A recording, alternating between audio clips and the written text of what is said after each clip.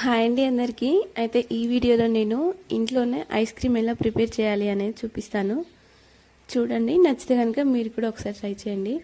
అయితే నేను ఇక్కడ 1 కప్పు పాలు, 4 table spoons sugar, 2 cups corn flour use చేశాను. అయితే ముందుగా మనం తీసుకున్న పాలని బాగా మరిగించాలి. దాని తర్వాత ఇంకా 2 టేబుల్ స్పూన్ కార్న్ ఫ్లోర్ తీసుకోవాలి అన్నాను కదా, దాంట్లో కొన్ని మిల్క్ యాడ్ చేసి మంచిగా అంటే లూజ్ కన్సిస్టెన్సీలో వచ్చేసి అది కూడా మనం కాగుతున్న పాలలో వేసేయాలి.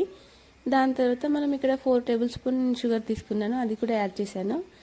యాడ్ చేసి ఈ పాలలో వేసిన తర్వాత కన్సిస్టెన్సీ అనేది థిక్గా వచ్చే వరకు కలుపుతూనే ఉండాలి. ఆ తర్వాత దీన్ని ఒక బౌల్లోకి తీసుకొని పైన టూటీ ఫ్రూటీలతోని వేసుకొని దీన్ని ఒక 6 to 7 అవర్స్ వరకు డీప్ ఫ్రిడ్జ్లో పెడితే ఇంట్లోనే tasty and healthy ice cream ready. Thank you అండి. బాయ్.